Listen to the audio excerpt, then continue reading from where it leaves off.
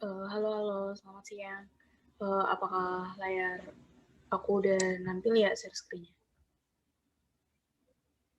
Ya, semoga kalian pada sehat-sehat semua ya. Soalnya di masa pandemi ini, kesehatan itu penting banget buat dijaga. Sama jangan lupa tetap patuhin prokes, sama jangan lupa vaksin. Kalau buat kalian yang belum vaksin, segera vaksin. Karena itu menurut aku bentuk ikhtiar di untuk bertahan di masa pandemi ini. Mungkin ini bisa langsung aku mulai buat pembahasan ke materinya. Sebelumnya, Assalamualaikum warahmatullahi wabarakatuh. Perkenalkan, nama aku Zahratul Wahidah. Kalian bisa panggil aku Zahro. Aku dari Prodi Sistem Informasi angkatan 2020. Untuk kesempatan kali ini mendapatkan tugas untuk ujian akhir semester mata kuliah Success Skill dalam presentasi. Dan kali ini aku bakal bawain materi tentang pelecehan seksual. Dan mungkin ini kontennya rada sensitif buat dibahas ataupun buat diskusiin. Oke, langsung masuk aja ke definisinya. Apa sih definisi dari pelecehan seksual itu sendiri? Aku ngambil dari KBBI, berdasar KBBI, pelecehan seksual itu termasuk pelanggaran batasan seksual orang lain atau norma perilaku seksual. Dan menurut Wikipedia, pelecehan seksual itu adalah perilaku pendekatan-pendekatan yang terkait dengan seks yang diinginkan, termasuk permintaan untuk melakukan seks dan perilaku lainnya yang secara verbal ataupun fisik merujuk pada seks. Dan menurut aku dari definisi itu sendiri, tiap orang itu punya definisinya masing-masing. Jadi mungkin ada definisinya yang lebih kompleks lagi tentang pelecehan seksual itu sendiri. Itu kembali ke definisi yang kalian pegang gitu, yang masing-masing. Terus siapa sih sasarannya dan kapan, di mana pelecehan seksual itu terjadi? Nah, secara umum itu wanita itu sering mendapat sorotan sebagai korban pelecehan seksual. Namun, pelecehan seksual dapat menimpa siapa saja. Iya benar, karena banyak sering juga baca dari berita ataupun yang lebih dekat sama aku, Twitter, sosial media itu juga selalu mengekspos korban-korban pelecehan seksual itu dari pria juga gitu. Jadi nggak cuma wanita aja yang kena pelecehan seksual itu sendiri. Nah, pelaku kejahatan pelecehan seksual itu juga tidak mengenal waktu ketika melancarkan aksi bejatnya. Karena mereka cenderung dapat berbuat kapanpun sesuai kondisi mereka, seperti kayak terdesak, marah, kesal, dan nafsu itu sendiri. Dan pelecehan seksual dapat terjadi di mana saja, baik tempat umum seperti bis, pasar, sekolah, kantor, dan bahkan mungkin terjadi juga di jalan raya. Meskipun itu tempatnya ramai, tapi karena dari nafsu tadi bisa ngelakuin aksi bejatnya tadi. Nah, pada dasarnya pelecehan seksual adalah perhatian seksual yang tidak diinginkan yang dapat terjadi di tempat umum dan juga di ruang-ruang pribadi. Nah, bagaimana sih pelecehan seksual itu terjadi di Indonesia? Banyak banget macam-macam pelecehan seksual yang terjadi gitu. Yang pertama ada main mata atau pandangan yang menyapu tubuh, biasanya dari atas ke bawah, siulan nakal dari orang yang dikenal atau tidak dikenal, bahasa tubuh yang dirasakan melecehkan, merendahkan, dan menghina, komentar yang berkonotasi seks atau kata-kata yang melecehkan harga diri, nama baik, atau pencemaran nama baik, mengungkapkan gurauan bernada porno, bisikan bernada seksual, menggoda dengan ungkapan-ungkapan bernada penuh hasrat, komentar atau perilaku negatif yang berdasar pada gender, perilaku meraba-raba tubuh korban dengan tujuan seksual, seperti cubitan, colekan, tepukan, atau sentuhan di bagian tubuh tertentu. Dan yang terakhir adalah pemaksaan berhubungan seksual dengan iming-iming atau ancaman agar korban bersedia sampai terjadinya perkosaan. Jadi dari hal kecil aja itu kalau emang dirasa mengganggu seseorang itu mengganggu seksual seseorang itu bisa disebut sama pelecehan seksual.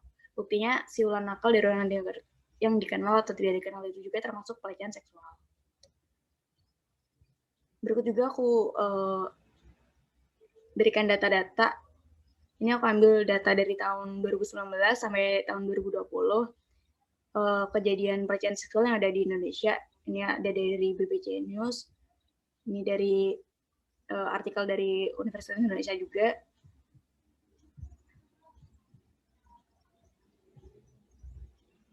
Ini juga aku ambil dari Twitter. Dan dari data-data yang aku tampil ini juga udah tersedia tanggal-tanggal dipublishnya dari berita itu sendiri. Jadi beritanya ini valid gitu, terjadi di Indonesia. Dan itu banyak banget tiap tahunnya.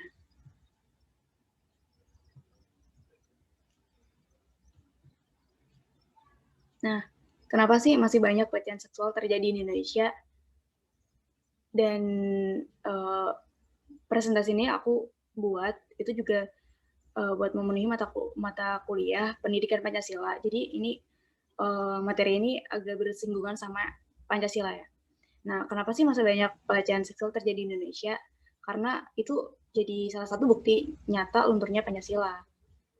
Nah, faktor utamanya pertama itu ada kurangnya paham Pancasila, pelecehan seksual melawan Pancasila sila kedua yang berbunyi kemanusiaan yang adil dan beradab, dan pelecehan seksual berarti tidak menjalankan definisi kemanusiaan itu sendiri. Dan yang kedua, ada penyalahgunaan kuasa individu. Pada ranah dasar abuse of power dilakukan oleh akal manusia untuk menguasai setiap perilaku tanpa memperhitungkan batasan-batasan yang telah diyakini sebelumnya, kayak seperti dogma tertentu. Nah, kuasa atas tubuh adalah proses awal di mana seseorang kelak tanpa sadar dapat memutuskan bahwa ia hendak melakukan pelecehan seksual terhadap individu lain. Dan yang ketiga ada konten pornografi. Penelitian juga menyebutkan bahwa pornografi itu turut menyumbang gitu untuk munculnya perilaku penyimpangan seksual dan pendorong kejahatan seksual itu sendiri. Kayak mengkonsumsi konten pornografi secara berlebihan juga terbukti dapat merusak mental dan pola pikir seseorang dalam berimajinasi. Perusakan mental juga dapat berupa imajinasi negatif tadi itu. Nah, apakah pelecehan seksual berdampak ke moral manusia? Sebelum menjawab pertanyaan itu, kita bahas definisi dari moral itu apa sih? Nah, moral itu adalah suatu hukum tingkah laku yang diterapkan kepada setiap individu untuk dapat bersosialisasi dengan benar agar terjalin rasa hormat dan menghormati. Nah, kata moral itu selalu mengacu pada baik dan buruknya perbuatan manusia atau biasa disebut akhlak. Dan jawabannya apa sih, berdampak nggak? Jawabannya iya, berdampak. Nah, pelecehan seksual kan merupakan bukti-bukti nyata adanya degradasi moral pada diri pelaku, di mana pelaku tidak lagi mematuhi tatanan hidup dalam bermasyarakat yang seharusnya berpedoman pada nilai-nilai dan norma-norma yang sampai saat ini tuh masih diberlakukan dalam masyarakat. Karena berdampak ke moral, jadi moral atau moralitas tuh istilah yang dipergunakan manusia untuk menyebut orang lain dalam tindakan yang memiliki nilai positif. Jadi kalau manusia yang nggak bermoral itu disebut amoral. Artinya itu dia nggak bermoral dan tidak memiliki nilai positif di mata manusia lainnya. Tahu nggak sih apa bahaya dari dampak dari pelecehan seksual itu sendiri? Ada 3, aku ngambil dari dampak psikologisnya, fisiknya, dan juga dari sosialnya. Yang pertama dari dampak psikologis, korban kekerasan itu dan pelecehan seksual akan mengalami trauma yang mendalam. Selain itu, stres yang dialami korban yang mengganggu fungsi dari perkembangan otaknya. Yang kedua ada dampak fisik. Kekerasan dan pelecehan seksual pada korban memang nggak semua dapat terlihat pada tubuh korban. Tapi dampak fisiklah yang paling cepat diketahui dan disadari. Ada yang ketiga, dampak sosial. Korban kekerasan dan pelecehan seksual sering dikucilkan dalam kehidupan sosial. Hal yang seharusnya dihindari karena ya korban pastinya butuh motivasi dan dukungan moral untuk bangkit lagi menjalani kehidupannya.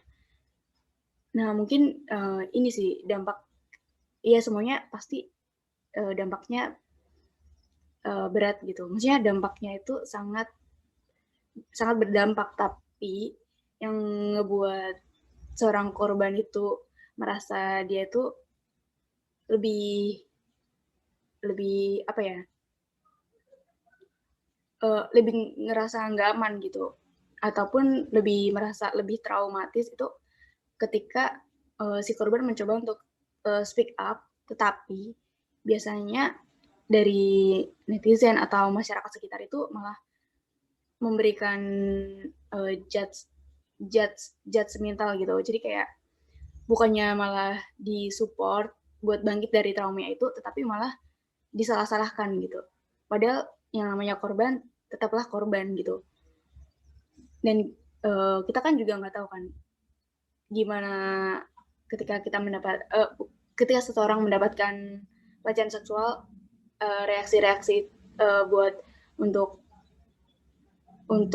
melawan atau apa itu bisa jadi emang langsung nge-freeze gitu kan, karena itu adalah reaksi-reaksi yang biasanya didapat ketika seseorang itu merasa